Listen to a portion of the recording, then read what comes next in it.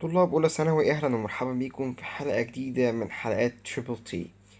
احنا اتأخرنا بقالنا حبة حلوين كده بسبب شوية مشاكل في الحاجات اللي بنصور بيها.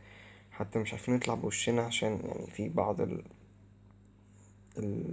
بيقول عليها ايه، المشاكل التقنية كده. حاسس ان انا بتكلم رسمي اوي، فللأسف مش قادرين نطلع بوشنا أو بالطريقة اللي انتوا بتحبوها، ان احنا نبقى قاسمين الشاشة نصين. ولكن بإذن ربنا قريب هنحاول نرجع الطريق دي تاني. فخلينا بس نبدأ علشان ما نضيعش كلام كتير، وعايزين ناخد حاجات كتير أوي النهاردة. هنبدأ ب الفوكبس. احنا في يونت 3. فأول فوكب معانا هو debts اللي هي ديون، و earn. earn يكسب مال، يحصد يعني بيكسب فلوس. merchant تاجر. miserable بائس، حالة بائسة أو يدين لفلان. plum ممتلئ، لو انت plum يعني انت ممتلئ، الجسم بتاعك ممتلئ. prison سجن. rats فئران. arrange يرتب. borrow يقترض. يكسر break. brilliant ذكي أو رائع. building مبنى. criminals المجرمين. deserve يستحق. die يموت. dirty ملوث أو قذر. discover يكتشف. empty دي اسمها empty، ال P silent فتبقى empty. entertain يسلي. وعندنا نكمل entertainment التسلية، جاية الاسم من الحاجة دي. extract ينزع ويستخلص. factory مصنع. floor طوابق. hard شاق. hate يكره. honest silent أمين. hurt يأذي. improve يطور أو يحسن. parents الوالدان. يزيل. remove reward يكافئ أو مكافأة على حسب. room حجرة. spend يقضي أو ينفق فلوس. بيقولك spend time يقضي وقت. spend money ينفق فلوس. storyteller ده شخص بيحكي story، قصاص أو كاتب روايات. support دعم أو يدعم. terrible سيء أو مريع. theater مسرح. tired متعب. twins التوأم. حلو أوي. تعال نشوف كلمات الورك بوك. character شخصية. childhood الطفولة. exactly بالظبط. hide يخفي. lucky محظوظ. machines آلات. opportunity فرصة. review يراجع. similar مشابه. temple معبد. حلو قوي كده. احنا آم، خدنا شوية كلمات. تعالوا نكمل باقي ال expressions وال phrases اللي متعودين عليها. become ill يعني يبقى مريض أو يمرض. break the law يخالف القانون. make clothes يصنع ملابس. pay back بيرجع. pay يعني يدفع أصلا. back يرجع. pay back اللي هو بيرد اللي عليه، يرد الدين يعني. look after يعتني بيه. owe money to يدين بالمال لي. a problem with مشكلة فيه أو معه. buy from يشتري حاجة من. rat race تنافس شديد، اسمه rat race. rat يعني فار، بس هو rat race دي expression على بعضه، اسمه التنافس شديد جدا أو تنافس شديد، اسمه rat race. arrange for يرتب من أجل. arrange for something مثلا. break the record يحط الرقم القياسي. reward for يكافئ على. similar to مشابه لي. die of يموت بسبب. take space away take space home. take حاجة away بعيدا. take حاجة home يروح البيت يعني. tired looking lady سيدة متعبة اسمها tired looking lady. هنا الصفات tired في الأول، looking lady. find out يكتشف. give to يعطي لي. sit with يجلس مع. spend مثلا time spend money on كذا على كذا. pay for يدفع لي. entertain with يتسلى بيه. know for يعني يعرف شخص بكذا. طيب حلو أوي. خلينا بس عشان الوقت نعدي ال listening، نعدي الباسج يعني بتاعة ال reading. نخش بسرعة على ال vocab، النوتس. فعندنا أول نوت الفرق بين work، work و job و career و profession. طيب تعالوا نشوف الفرق. work و job الفرق بينهم بس إن دي وظيفة بتتعد ودي ما بتتعدش. قشطة. دي بتيجي بمعنى العمل كتوتل. لو هوصفه مثلا عمل كذا عمل كذا بس. كارير دي الحياة العملية أو المهنية. البروفيشن المهنة بشكل عام، مش الكارير بتاعك، مش الفترة أو الحياة المهنية بتاعتك يعني. طيب ميس ولوز. لوز يخسر، مثلا lost. زي مثلا بيقولك our national team lost أو lost the match. ميس تفوت مواصلات أو تفتقد شخص بيوحشك. لوز. ايه لوز دي؟ أنا بقولها لوز ولا قلت ايه؟ لوز. آه يخسر أو يفقد حاجة. أوكي. ماتشين وتول و instrument. ماتشين آلة، تول دي أداة عادية، و instrument أدوات قياس أو طب أو حاجات زي كده. حلو أوي. pay wage، salary fee دي أجر عادي، دي أجر يومي. دي النت عموما أجر شهري السالري بتاعك. والفي هو الرسوم الزيادة. روم. أروم وروم. أروم حجرة عادي، روم عادية اسم لا يعد مكان أو فراغ، ممكن تجيب معنى مكان أو فراغ. وين يكسب. بيت يهزم. جين يكتسب حاجة. earn يكسب money. earn يبقى بيكسب الرزق بتاعه يعني. hardly. hard يعني صعب. hard يعني بجد. hardly بقى دي اللي هو بالكاد، يعني بنعملها بصعوبة، يعني يا ريتنا بنعملها أصلا كده يعني. the poor و poor people الاتنين بيساوي بعض. noun و adjective زائد noun. بيقولك هنا the adjective بتساوي adjective زائد noun. يعني the poor هما جمع معناهم poor people. طيب زي الفل جدا. تعالوا بقى نخش على الجرامر بتاع الجزء ده. طيب هنيجي لللانجوج أو الجرامر معانا. الجرامر الوحدة دي بيتكلم عن المضارع التام. بصوا الزمن من الأزمنة الباردة الحلوة، يعني سهل وبارد في نفس الوقت، متفهموش ازاي بس هناخده بإذن ربنا بطريقة حلوة سوا. فاحنا عندنا المضارع أنواع. خدنا المضارع البسيط، خدنا المضارع المستمر، ناقص لنا عيلة التام. عندنا تام بسيط وتام مستمر. ايه ده؟ اه بجد. بسيط لوحده، مستمر لوحده، تام بسيط لوحده، تام مستمر لوحده. فهو بيقول لك ان هو مش في الباست مش في الفيوتشر، هو في الفترة اللي بين الباست والبريزنت. يعني ايه؟ يعني اسمه present مستقبل، ولكن ممكن تلاقيه بيرفلكت على حاجة حصلت. ايه ده بجد؟ اه ده هو المضارع التام. ممكن يبقى اسمه مضارع تام بس بيرفلكت على حاجة في الماضي. عشان كده بيقولك ان هو في الحتة دي، في البؤرة دي. طيب شخبطة شكلها تحفة. تعالوا نكمل نشوف التكوين. have و has تصريف تالت past participle. بس خلص التكوين. have و has past participle.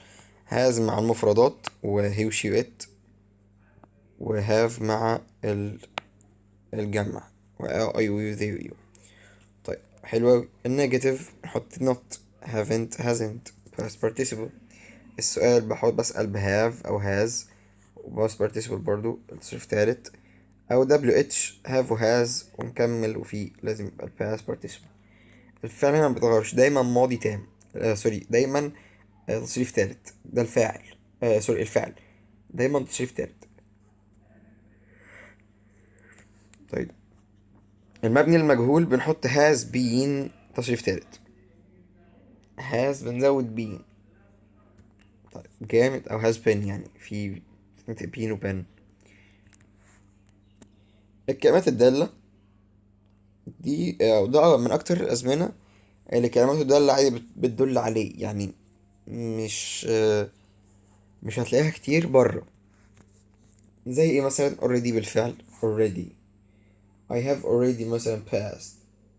انا بالفعل عملت كذا. just حالا. ever ابدا او من قبل. never دي بقى ابدا اللي هي ابدا خالص. خلي بالكم بين ever و never. ever دايما بتيجي في السؤال مع الماضي التام بالذات، بيبقى بمعنى اللي هو انت جربت قبل كده حاجة زي كده، اللي هو مثلا have you ever eaten sushi مثلا. انت عمرك اكلت سوشي؟ عمرك، بس قلت عمرك اكلت كذا، فدي كانت ever. بتيجي ليها استخدام تاني برضو، وهي حاجة اللي هو التعجب او المبالغة. يعني ايه مبالغة؟ يعني لما تيجي تقول الحاجة دي جميل قوي، انا عمري ما شفت زيها. I have ever seen. اللي ما شفتهاش قبل كده. زي ايه مثلا؟ زي اقول لك اهي هو في اصلا مثال اهو. It's the most difficult question I have ever answered. انا عمري ما ده السؤال الاصعب اللي عمري ما شفت شبهه او عمري ما جاوبته. فبتيجي معانا كده. never بقى دي حاجة يعني اطلاق او مطلقا، اللي هو فاكس اي حاجة خالص. yet حتى الان. yet دي آه تيجي في النفي. lately و recently يعني حديثا او مؤخرا. so far up till now يعني حتى الآن كلهم. over throughout على مدار أو بيجي على مدة زمنية. how long منذ متى. in the last in recent في الفترة الأخيرة. for و since. وهنرجع لإشكالية for و since تاني اللي بنعاني منها من أيام ابتدائي أو إعدادي. لما بدأنا ناخد الزمن ده كان دايما في ناس for و since بنعمل مقارنة بين for و since. أهي جات لنا for بيجي بعدها مدة. since يجي بعدها رقم. يعني ايه؟ منذ الساعة 4، منذ سنة 2000، منذ امبارح. انما دي لمدة 6 ساعات، لمدة 3 سنين. انا كنت بحفظها كده بصراحة، مبحفظش الكلام ده كله. بس كان في اختلاف واحد بس. الاختلاف ده اللي هو ايه؟ فور بتاخد the last بالذات، وسنس بتاخد last بس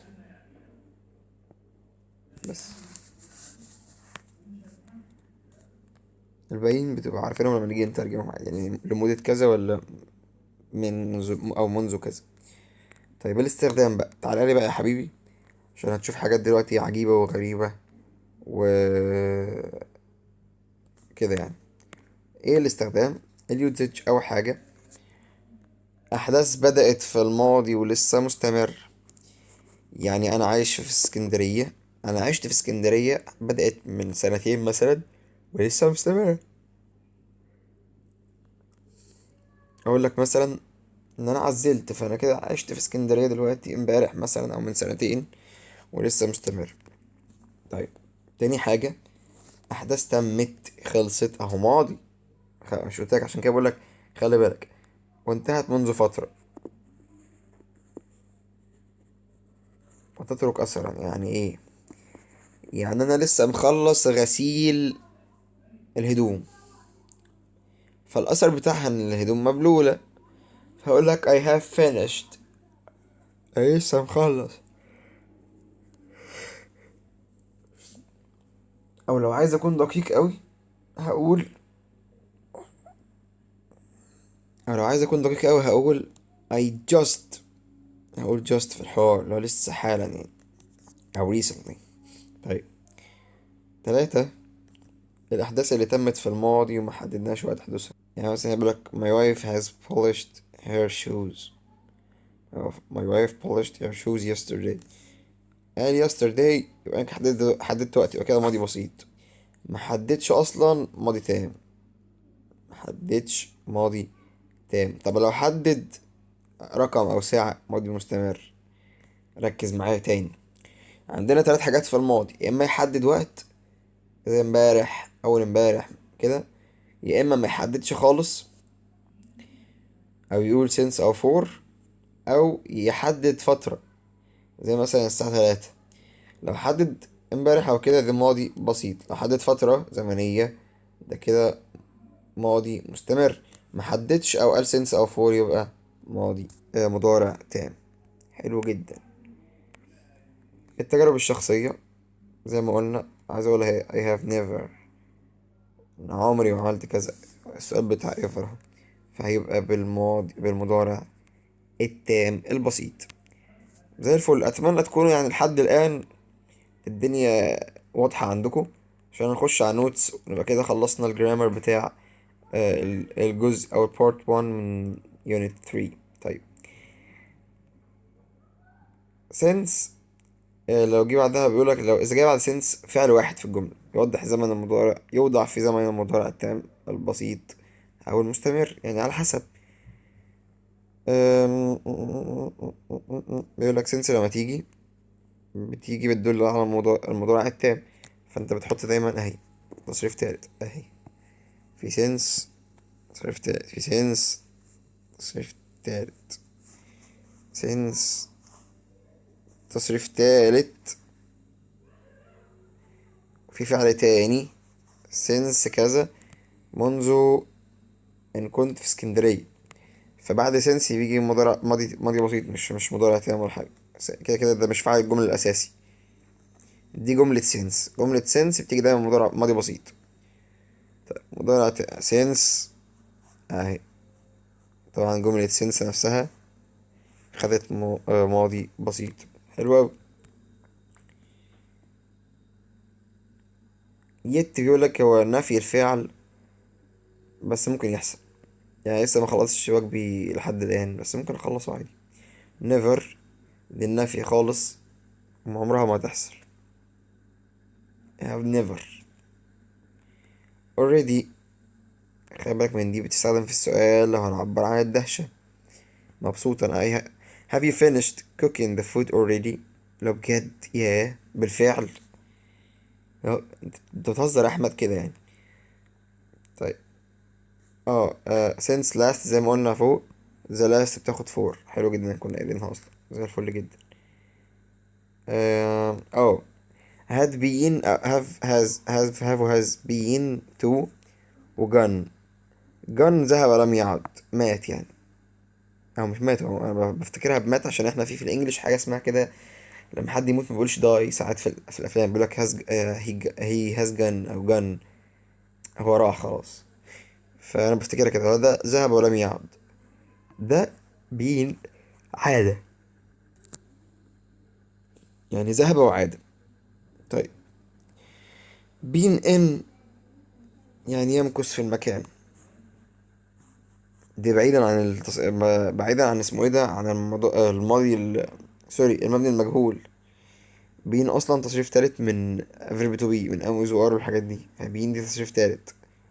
فهنا have been او has been ده فعل مش has been past participle. فيبقى آه، مبني مجهول لان كده اتنين past participle ورا بعض. لا هو have has been to او have او has been in او have او has been gone. قلنا been ذهب وعاد، gone ذهب ولم يعد، in يمكث في المكان. زي الفل أوي. كده احنا خلصنا النوتس يا سيدي على الزمن ده. اتمنى يكون الزمن لطيف. هو الزمن مش صعب، امشي 1 2 كده هتلاقي الدنيا حلوة جدا. هو عبارة عن كلمات دالة بتيجي بتعبر او حاجة بتفهم من الجملة ان هي حصلت في الماضي ولسه اثرها مستمر او لسه حاصلة دلوقتي، بتبقى عن طريق just او already. ممكن since او for لو جت في جملة انت كده خلاص عرفت ان هي مضارع تام اصلا من غير ما تفكر. وايه كمان أم... اه لو هو حدث في الماضي ونسينا نقول الوقت بتاعه. بس يا سيدي حاجات سنس النوتس بتاعت سنس وفور والنوتس اللي في الاخر دي كلها كنا عارفينها اصلا قايلينها من فوق، ما عدا الجزء بتاع ذهب وعاد وذهب ولم يعد ما كناش قايلين. فذاكروا كويس بس وافتكروا كويس زي ما قلت لك. جن كأنه مات، ذهب ولم يعد بين يعود، إن يمكث فيه. شكرا ليكم واعتذر مرة تانية على حوار التصوير ده. يعني أتمنى الدنيا تتظبط الفترة الجاية. يعني يا ريت لايك وشير كده عشان دعمكم عشان نقدر نكمل، لأن في كام حاجة كده ضغطانة شوية. وأشوفكم في حلقة جاية. وتريبل تي.